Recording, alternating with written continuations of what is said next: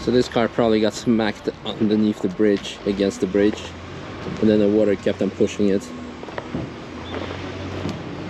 And there is no other way of explaining this amount of damage.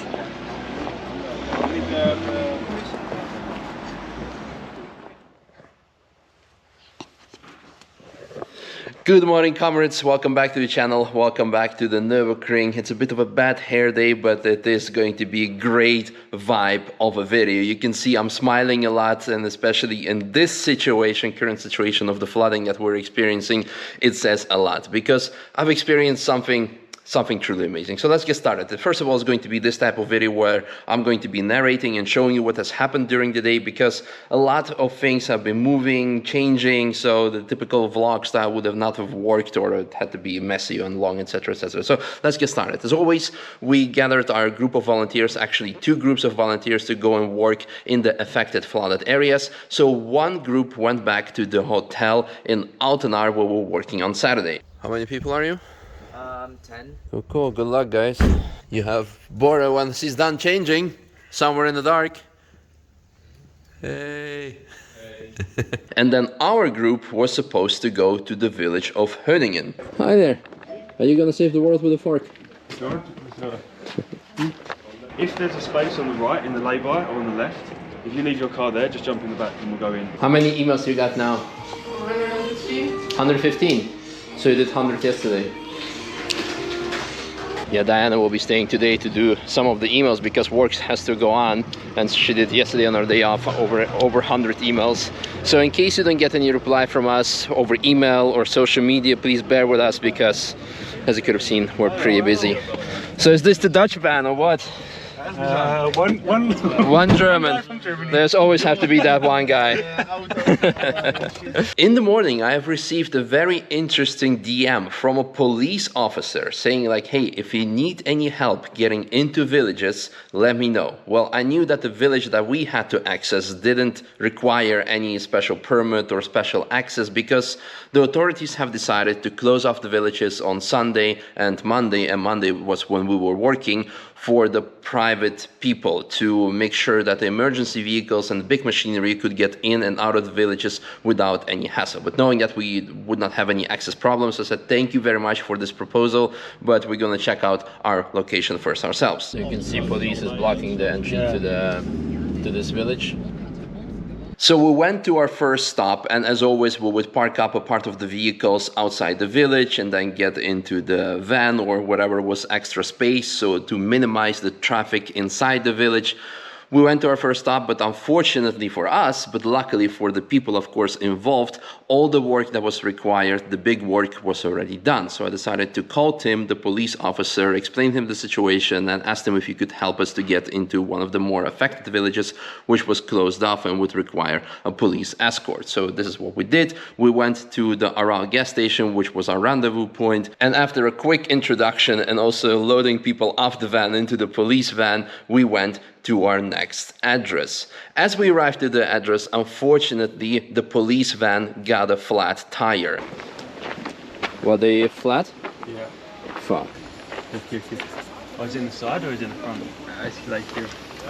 The tire could wait because people in need are more important. So we went down the street to talk to the people living there. And again, very much luckily for them, but very much unfortunately for us, there was no more big work left. So we went back and started to work on the tire while Tim was radioing in his colleagues and also the army to check in if there was any work left for us in nearby areas. And other police officers were helping one of the neighbor ladies with putting water pump into the river. Once we were mobile again, we went to the nearby village of Brook, which was heavily affected. It was simply half of the village was wiped out.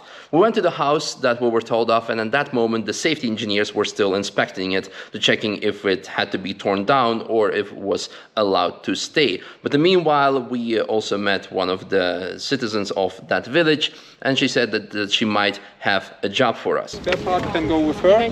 This is 100 meters, 150 meters. I'll have to see how close the house house is to the river, because at the moment we can only pump the water from the river to clean. So we went to check out on her house, but actually also there everything was pretty much done, and the only thing that they needed help with was power washing, and we did not have the necessary equipment with us, but we agreed that we would come back the following day.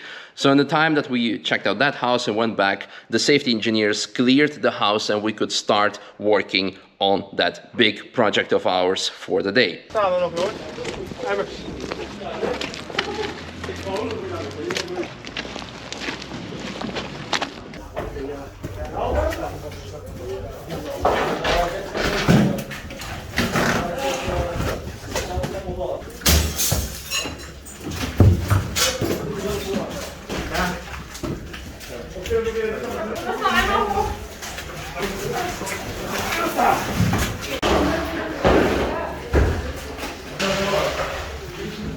A room with a view, huh? What? A room with a view. Yeah, put the phone down and grab a fucking bucket. That's our water. George the fireman.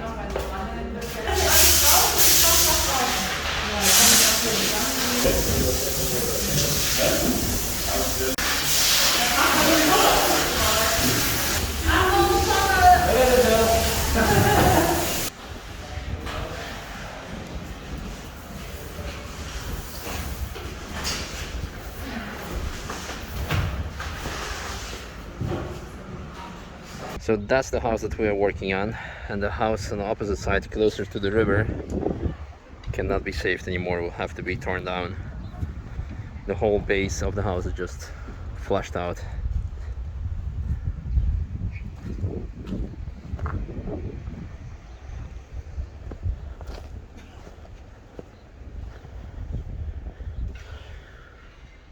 Water is still here, because fire department was here to check on it, if it makes sense to save it or not, and they say, no, don't bother, it will have to be torn down.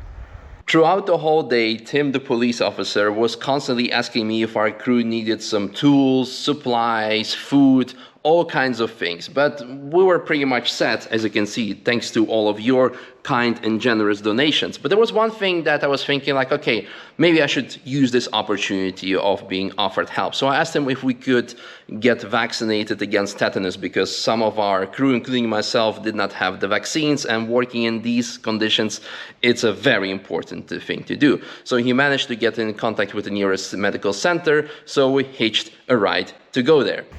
Find a reason to arrest Misha. You're not allowed to film in a public place, right? What? You can't film a video in public, right? Well, you'll be arrested. You're just looking for a reason to arrest me. Oh no.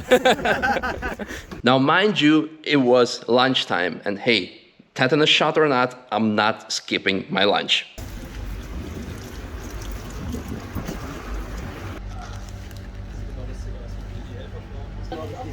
Misha fans though. Make sure it hurts him. Yeah. All the way to the bone. Can't get through the mustard.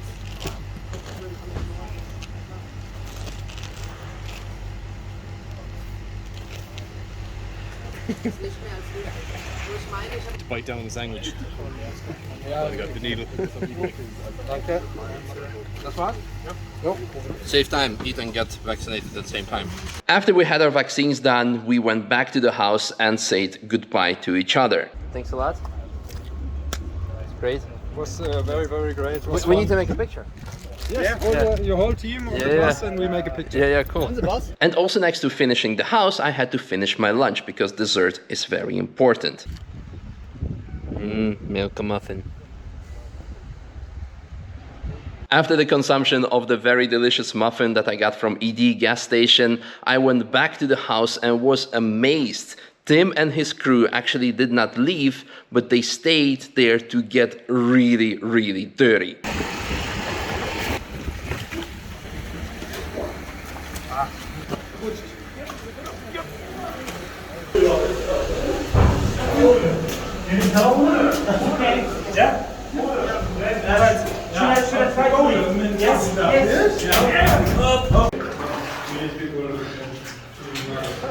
The pump stopped, yeah? Yeah.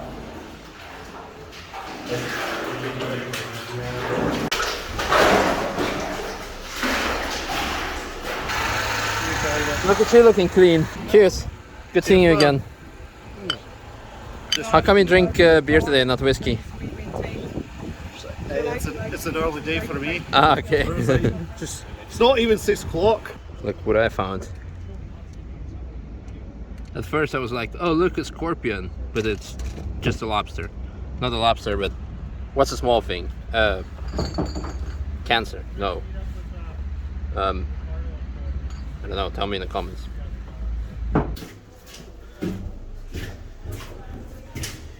Oh, you can actually see the floor. Wow. Amazing. Great job, team. Great job.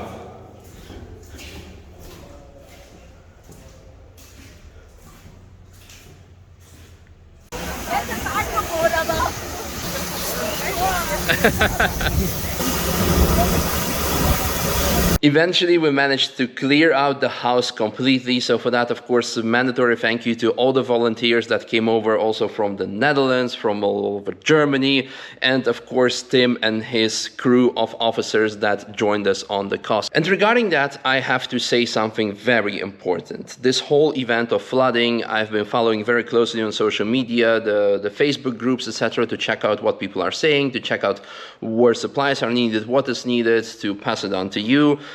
And one of the things that people sometimes say is that they're frustrated that officials are just standing around and doing nothing. And to be completely fair, sometimes I was thinking exactly the same thing. What I realized on the day is that for people like Tim, the police officers and other government officials, they're doing a lot by doing things not physically, but just organizing things. He was constantly on the radio to checking where we could possibly go to help out. He was arranging supplies for us, the vaccines. So even though it may appear that someone is not doing something, he's a lot more efficient by doing something with his logistics, with his communication skills or other things than actually go and help shovel mud.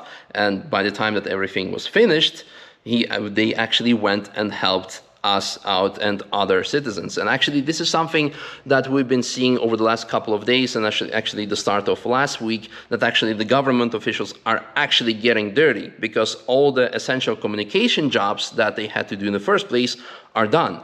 And now they're actually doing physical work. So this is just like, I think, a very important thing to explain and to portray. If there is such a natural disaster and you're thinking like, oh, he's just standing around and not helping, no, he is doing something.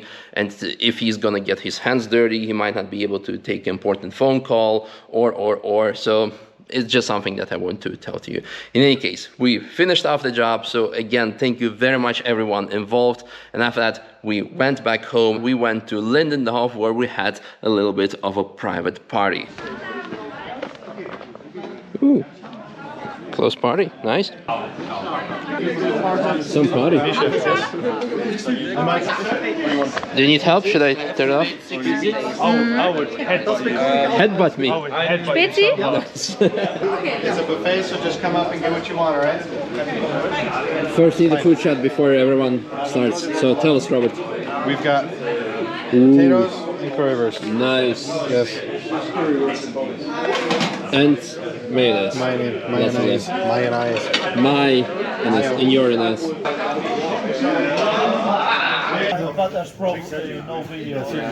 Thank you very much, guys. I hope you all enjoyed this video. I definitely enjoyed this experience tremendously.